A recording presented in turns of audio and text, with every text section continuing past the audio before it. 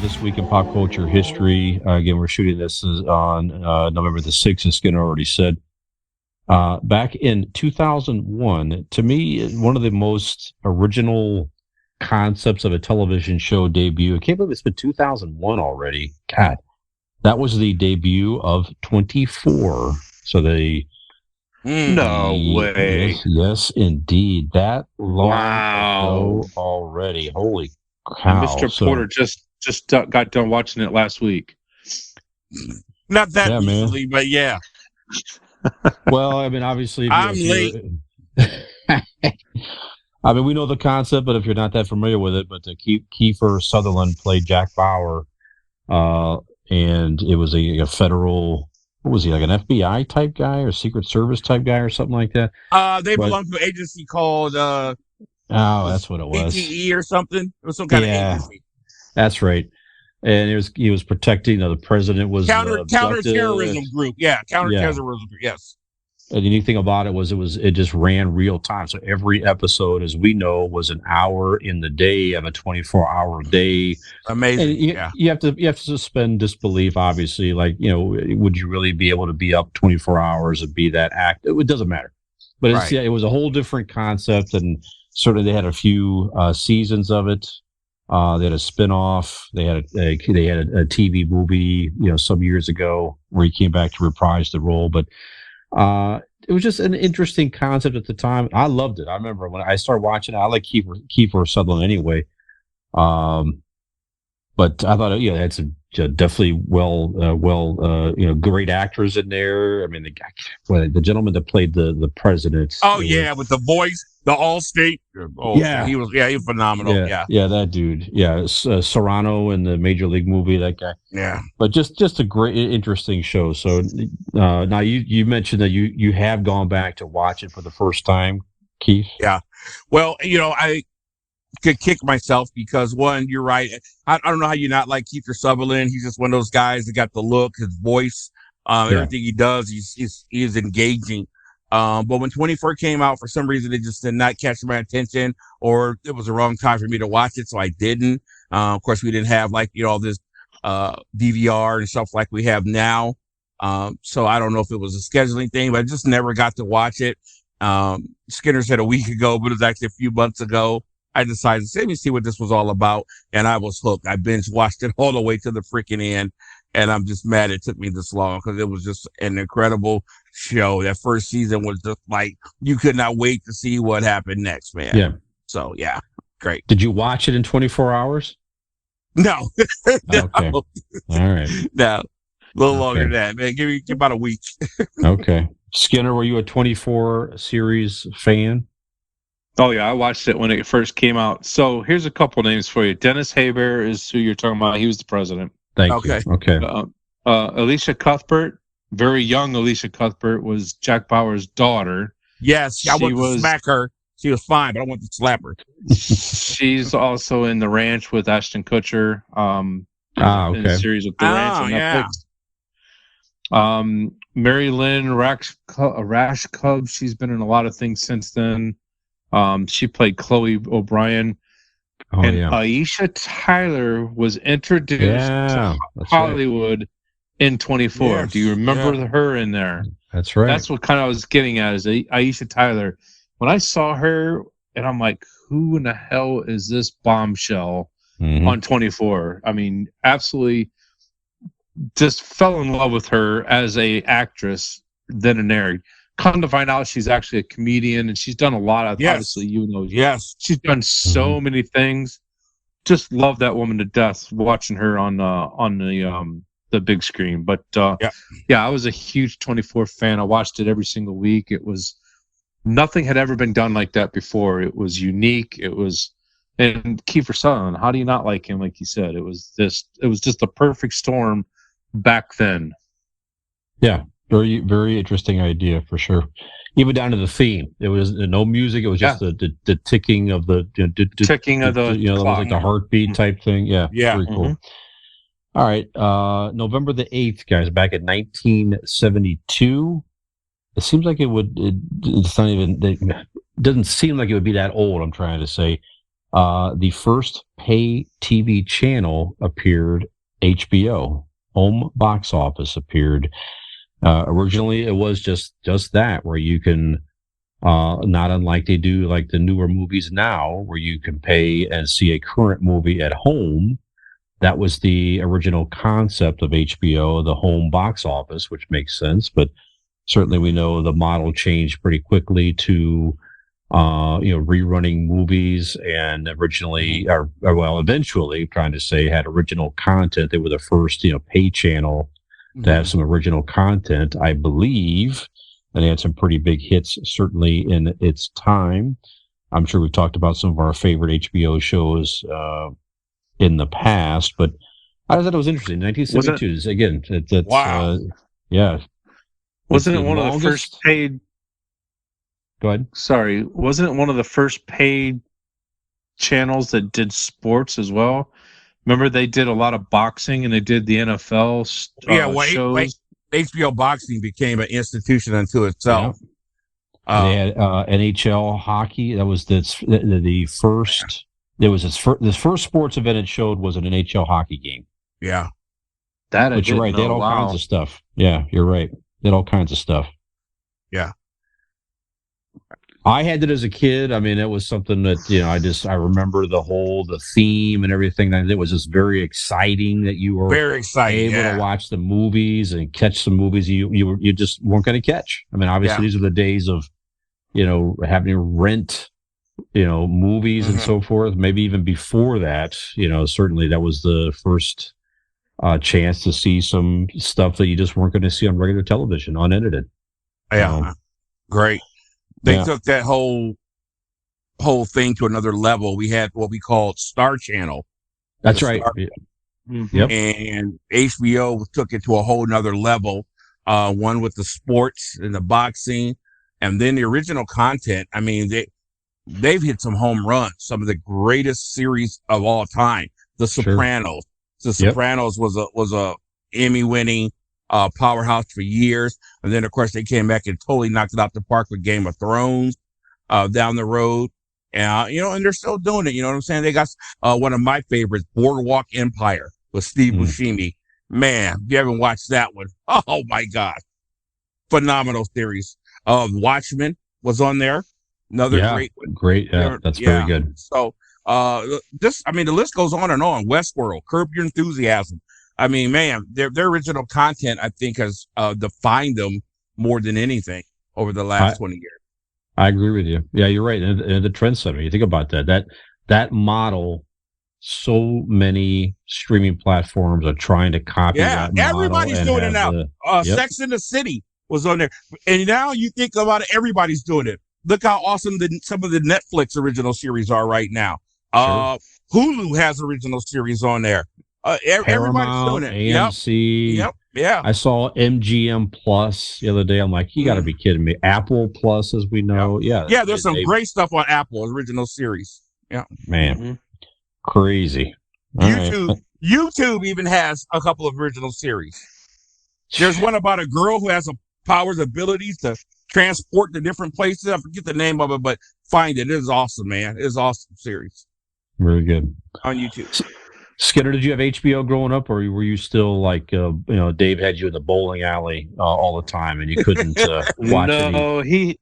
No, I remember in the 80s he had HBO, but not in the very beginning. But yeah, I remember once cable become a thing in our house and I didn't have to move the rabbit ears to get channels 2 through 13 on my black and white TV. We had HBO that I was able to watch, and I remember it was great to watch movies. Always got the TV guide from the newsstand once a week. We went to HBO to say, okay, I want to see this movie and this movie. When is it on when I'm awake and not at school? So I remember those days very much so. And as young men at the time, it was we were able to seek out other forms of content that we never thought we'd be able to see. You'd wake up 4 o'clock in the morning just to catch that cut. Absolutely. Yeah. And you didn't have to see in between the squiggle lines to see that content. Right. Yeah, this movie I know. I think it's like 1 hour and 18 minutes in. I want to see something in here. I want to sit up and watch it. Where's this? Yeah. I missed. What you couldn't fast forward, nothing like that. You just gotta wait it out. Wait it out, man. You know, that's the problem with these kids today. You know what I mean? They don't have the patience. They gotta wait it out. That's right. It's way too easy. All this on-demand stuff. Everything's streaming now, man. We got to get up at 4 a.m. and just wait. That's right. Everything's streaming. Pause button didn't exist back then. No, hell no. Nope. They don't know how to count change. That's right. The whole thing, man. I don't know. It's crazy. Yeah, I guarantee if they had to watch HBO and be patient to see a naked person on there, then they probably would be able to count change. I tell you that much. Snappers. Yeah. That's right. That's right. This show, I was definitely probably prominent in your household. It definitely was in mine. On November the 10th, back in 1969. Oh my goodness! Sesame Street aired for the first time back then. That show for me, of course, I don't know exactly when I started watching it, but once I started watching Sesame Street, I was an avid watcher as a young kid. I mean, you could say so many positive things about that show, from obviously your introduction to the Muppets, to the super creative ways to teach kids a plethora of whatever, how to read, how to count. They got into some really difficult subjects. They even got into, death and different things, but they, just a great kids show. Obviously still on the air now. I think I want to say it's on Max now or something like that. So, but just, all those characters were beloved to me growing up. I had Big Bird toys and all kinds of different things growing up. So, I did enjoy the Electric Company as well. That was just different. It seemed like it was maybe a little bit older. I don't know. But Sesame Street was just so beloved for me growing up. So, Keith, were you a Sesame Street kid? I mean, did you watch the show growing up? I caught it. It was cool. I think I learned to appreciate it more than I liked it. I was a big Electric Company guy. Yeah. Just some of the things they had, the little things they had with the words that they put the consonants together, and of course they had Spider-Man, so that did it. Oh yeah, huge. But yeah, I learned to appreciate Sesame Street as I got older, but I wasn't, I can't ever recall, hey, give me an Ernie doll or Bert doll or nothing like that. I learned to appreciate them as I got a little bit older, like 11 or 12. Animal played the drums, and he had become one of my favorites. So, but I was more of an Electric Company guy. Okay. Skinner, were you a Sesame Street kid? I was able to learn how to count like a Dracula. Count Dracula. The Count. Yeah, no, Sesame Street was definitely in our household as well. I don't think there's a kid in our age group that didn't have Sesame Street at one point or another introduced into their daily life for at least a short period of time. But yeah, that thing ran for. Is it still on the air? I don't think it is, but yes, it is still on the air today. It's just amazing that it's been 60 years now working on it. Mm-hmm. What'd you say? 1968? 69. So 69. So 54 years. Hell, there's soap operas that are out there on daytime television that are just as old. So that's a pretty magnificent feat for a kids show to last that long. Absolutely. All right. Well, we talked about HBO and the model that it introduced. And on November the 11th, 2013, Blockbuster Video rented its last rental. And obviously, they had the one store that stayed on a little bit longer. in Oregon. Out in Oregon, yeah. Yep. I think that's still open. It is still operational. It's more of a, I don't know if it's more of, it's kind of a nostalgia type thing here, but yeah, it just, certainly video rentals were prominent in our younger years. I mean, for many years, all through, heck, high school years easily and beyond, until streaming certainly took over and began to, change the model, and eventually was a huge part in wiping out the video rentals. I hung on to the video rentals as long as I could. There was a video store locally here in the, down the road for, years. I used to take Peyton there. That was our little routine. And I really liked that routine. We'd go get a pizza and we could get a movie. And you could walk them down the aisles, old school, look at the videos, obviously, figure out what you want to watch and read the box. And it was a whole fun experience to find something and to do all that. So I kind of missed that experience until, frankly, someone came in and robbed the store one night when we were in there, when I was in there, literally. Wow. Which was a bit frightening. I didn't have any harm come to me or anything like that, but that was, that was a kind of a scary thing. And that sort of, changed the tune a little bit. But I don't know. I do miss the video rental experience. There was something fun and nostalgic, unique about it, versus the streaming. I don't know, man. It's probably similar, but it seems overwhelming at times when you're on these apps trying to find something to watch. I know Netflix has that option now that just pick something for me, which is good. If you just don't know what to watch, it'll kind of pick up your routine or whatever. But I don't know.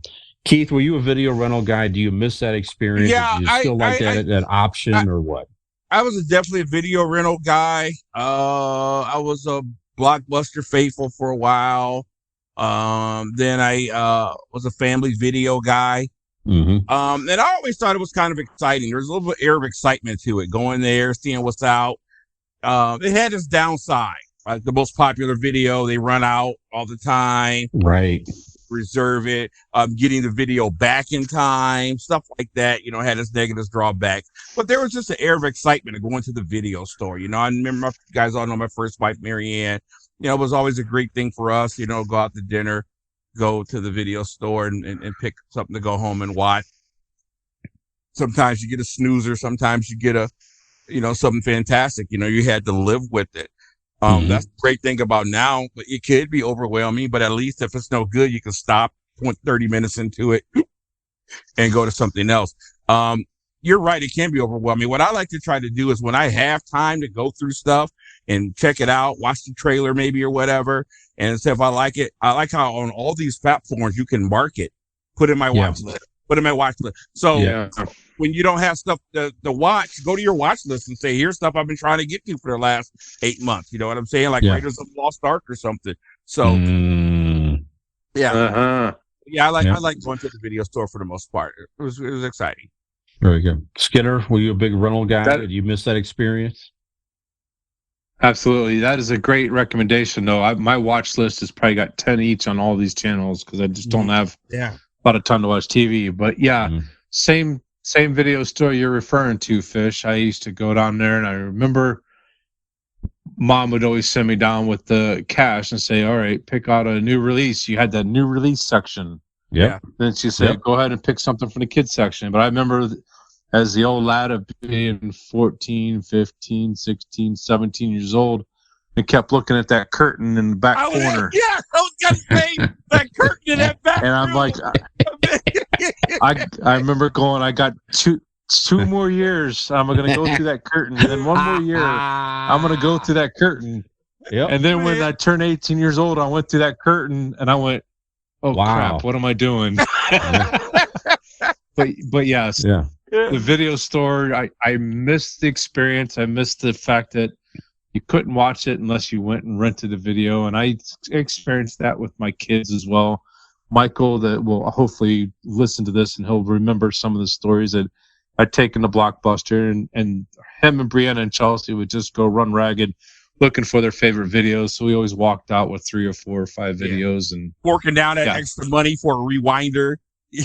Make sure it's rewound, take it back. Absolutely. All that. And then you get home and all three of them argued at which one we were going to watch first and the whole 9 years. I miss all that. That was really a great time in my life. Yeah. Good Gen X stuff. Yeah, absolutely. Yeah, you're right. That the wall and new release, that was always the big thing. And then the staff picks. Sometimes you get the staff picks. I always thought that was interesting. Yeah. One of my favorite Seinfeld episodes where they were going to the video, getting staff picks, and Elaine kept getting Gene picks, and Gene called her one night at home. Yeah, it turns out it was the kid. That's right. He goes to his house with a bottle of vodka and cigarettes. Good stuff. Yeah, it was a great episode. One of my favorite memories. I had Peyton in the video in that video time, Skinner, is what that store was there. And this was getting toward the end. There was nobody in there, barely. And it was the guy working there, and it was a guy in front of me in line, and me. That's it. Nobody else in the store. And the guy's trying to ring up the guy in front of me. The video store and the record store. Yeah, there you go. But the guy gets a phone call. So he has to answer the phone. Well, he's got two people in line. Answer the guy's question. He hangs up the phone. He looks at us. He goes, "Crazy night, huh?" Wow. A phone call plus two people in line. That was for him. That was like, wow, that man. was excitement, man. This is crazy around here. Yeah, miss those days, man. That's right. Well, new release Tuesday at the record store.